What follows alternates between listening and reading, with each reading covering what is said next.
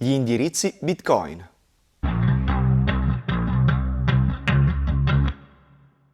Buongiorno ragazzi, oggi parliamo di indirizzi Bitcoin.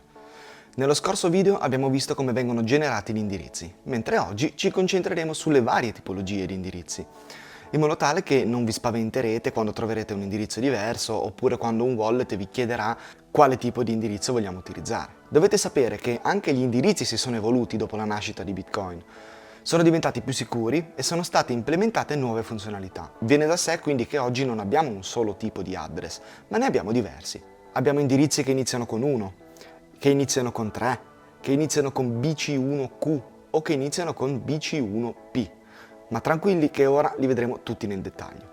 Partiamo dagli albori, dalla prima transazione effettuata da Satoshi Nakamoto nel gennaio 2009 verso Hal Finney, una persona purtroppo deceduta che fu molto importante per lo sviluppo di Bitcoin e fu la prima ad affiancare Satoshi nel perfezionamento della sua idea.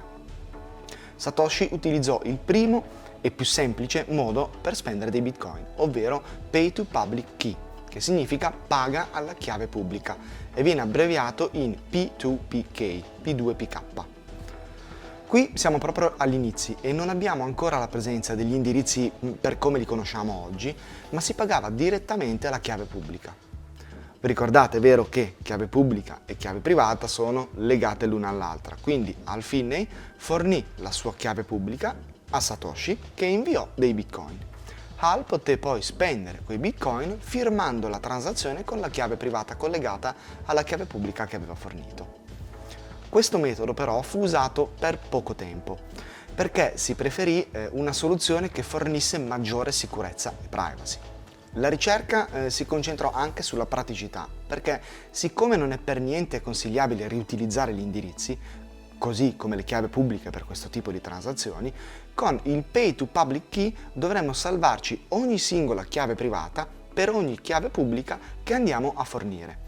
E se effettuiamo un po' di transazioni la cosa comincia a diventare veramente impegnativa e diventa soprattutto anche pericolosa. Il rischio di perdere i fondi diventa altissimo, anche perché ricordatevi che la chiave privata da salvare in questo caso sarebbe stata una lunga stringa di numeri e lettere e non le 12 o 24 paroline di cui abbiamo parlato negli altri video. Inoltre, già in quel periodo si pensava ai possibili attacchi futuri. Il famoso computer quantistico di cui tutti hanno paura fu anche lui uno dei motivi che li spinse a trovare un'alternativa, perché la crittografia a curva ellittica potrebbe essere vulnerabile a questo tipo di computer e quindi si potrebbe essere in grado di risalire dalla chiave pubblica alla chiave privata e questo ovviamente non deve accadere. Si deve perciò cercare di non utilizzare la chiave pubblica in chiaro, diciamo, no? Non mostrare direttamente la chiave pubblica. La soluzione che viene preferita è quella di fare l'hash della chiave pubblica. Si passa quindi al Pay to Public Key Hash, che significa paga all'hash della chiave pubblica e viene abbreviato in P2PKH, P2PKH. Anch'esso fu introdotto nel 2009. Questa è la prima versione di un indirizzo Bitcoin e viene chiamata Legacy. Lo potete riconoscere perché questo tipo di indirizzo inizia sempre con il numero 1 e ha una lunghezza, che vabbè, ma questo ci interessa relativamente, che varia da 26 a 36 caratteri. Quello che vedete adesso qua a schermo è proprio un indirizzo Legacy. Erano i più utilizzati e avevano già risolto un problema di vulnerabilità della chiave pubblica. Inoltre, essendo l'hash più piccolo in numero di byte rispetto alla chiave pubblica, veniva più facile anche la creazione di un QR code da poter stampare invece della solita stringa. Gli indirizzi Legacy si trovano ancora oggi in circolazione e può capitare tranquillamente di imbattersi in uno di essi. Anche se ovviamente, diciamo, per noi comuni mortali, ecco, per persone normali che utilizzano Bitcoin non ha molto senso utilizzarli perché ci sono soluzioni migliori sia in termini di sicurezza che in termini di costi di transazione. Però chissà, magari tu che stai guardando questo video sei un bitcoiner della prima ora e hai tutti i tuoi bitcoin ancora su un indirizzo Legacy. La continua ricerca a soluzioni sempre migliori ci porta al 2012, con l'introduzione di una nuova tipologia di indirizzi che utilizzano il formato P2SH, ovvero Pay to Script Hash. In questo caso gli indirizzi non sono più un hash di una chiave pubblica, ma sono uno script. Questo script immaginate che siano una specie di piccolo libretto delle istruzioni all'interno del quale vengono inserite delle condizioni che devono essere soddisfatte per poter eseguire una transazione. Non mi dilungo oltre perché la questione è molto tecnica, ma a voi basta sapere che questo nuovo tipo di indirizzi introduce molta più flessibilità e porta ad una riduzione delle fees del 30% circa, perché le transazioni sono meno pesanti. Grazie agli indirizzi P2SH viene semplificata anche la possibilità di effettuare transazioni multi-signature, che sono delle transazioni particolari che richiedono più firme per poter spendere un UTXO. Immaginate di essere in 3 e di possedere un Bitcoin, beati voi. Con un indirizzo multisig potete inserire la condizione che per essere speso siano necessarie almeno 2 firme su 3, altrimenti quel Bitcoin non può essere mosso. Questo tipo di indirizzi viene identificato con il numero 3. Qui sotto vedete proprio un esempio di questo indirizzo. Nel 2012 viene discusso anche il BIP32, che ci porterà ad avere i wallet gerarchico-deterministici, che permetteranno la creazione del nostro caro seed mnemonico, le nostre 12 o 24 paroline per intenderci.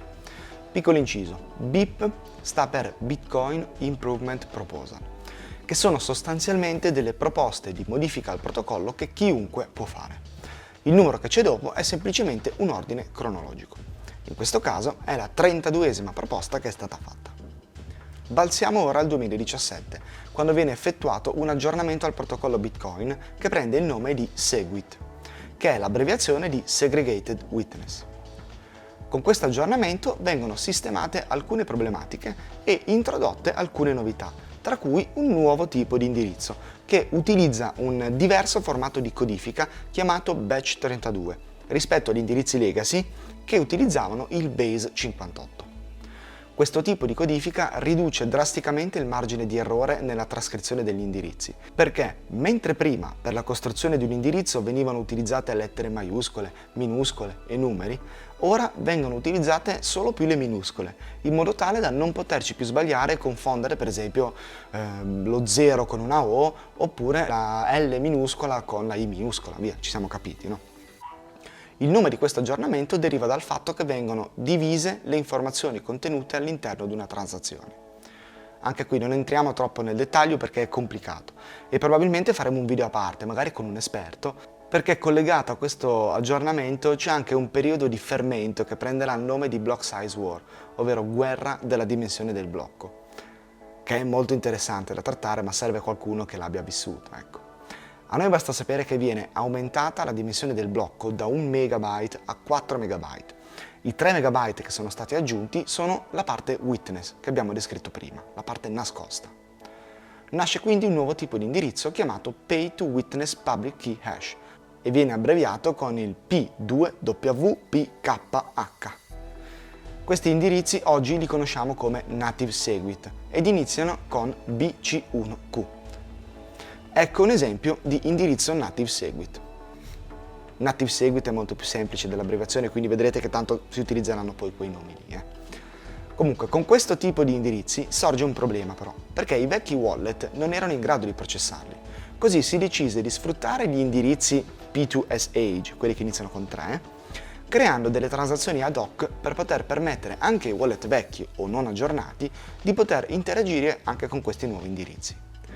Ragazzi, questo passaggio è spiegato volutamente in maniera grossolana perché anche qui si scenderebbe veramente troppo nel tecnico, però era giusto per darvi un'infarinatura. Se poi magari volete facciamo un video dedicato anche per questo, fatemelo sapere magari nei commenti.